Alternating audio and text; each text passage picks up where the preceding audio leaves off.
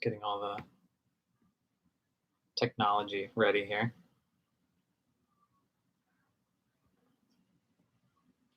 Cool.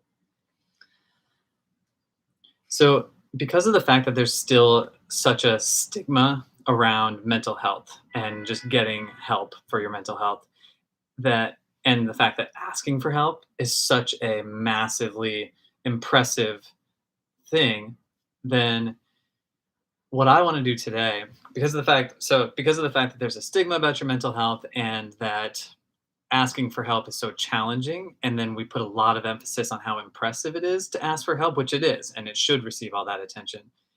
What I want to focus on today is the fact that there's another step that we're not really honoring, that we're not really giving enough credit to.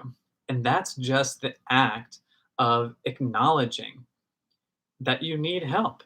If you're in some kind of form of mental, emotional, psychological crisis of any kind, just the fact that you acknowledge and recognize that you need help in that instance is pretty ridiculously impressive.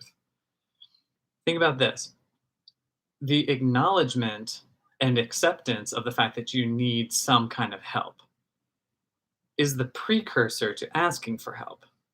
So, like I said, since asking for help and actually taking that step to be vulnerable and to get help that you need is really challenging and impressive in itself, that would never happen unless you were able to accept and acknowledge the fact that you needed help in the first place. But here's why this is so ridiculously impressive and crazy challenging as well.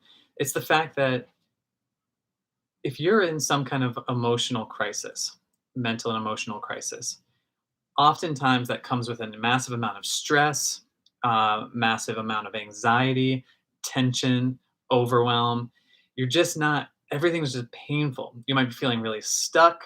You might just not know what to do. You might feel really alone. So there's a lot of pain in that. And the metaphor I like to use for that is just that you're sitting in a ton of fire.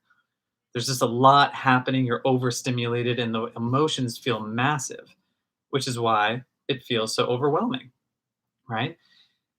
And so when you're sitting in that fire, and those are 4 or 5 different fuel sources adding to the fire, it is incredibly powerful that you're able to actually say, okay, like, I need help.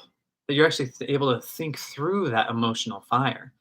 Because let's be honest, when we are stressed or when we're in that overwhelmed and overstimulated state, we can't think rationally. It's so challenging to.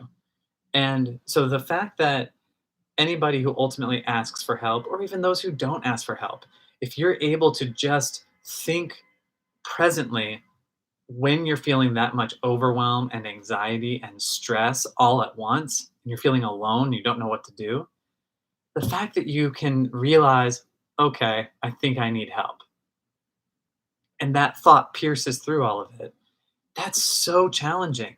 That takes so much strength and so much vulnerability and so much self awareness for you to take that step instead of just succumbing to the fire, succumbing to the stress, and closing down or detaching yourself even more. So, if you think about it, this is neuroscience 101. But this is the stage, this is like the critical stage in the process of responding to a stressful event versus, or I'm sorry, experiencing a stressful event and then responding to it. This stuff that I'm talking about is perfectly in the middle. And so this is the spot where an event happens, our brains interpret it, process the stimuli from the event, and then before our brains code for whatever behavioral response we want to enact as a reaction, we have to make some kind of conscious or unconscious decision about what kind of healthy behavior or healthy response we should make. A lot of people don't make healthy responses or reactions, right? They react very harshly or intensely, or they take it out in different ways. And so this is this critical moment where those of us and those of you who are able to see when that stressful experience happens that you need help, and you're going to respond with calm, hopefully rationality and self-awareness and vulnerability, you are going to not only feel so much more confidence in your ability to get over whatever it is that you're working on, but also you're just going to continually reinforce your own empowerment, that you know how to take care of yourself and that you're going to be okay. So it's incredibly impressive just to be able just simply to acknowledge that you need help if you're in any kind of time of personal and emotional crisis.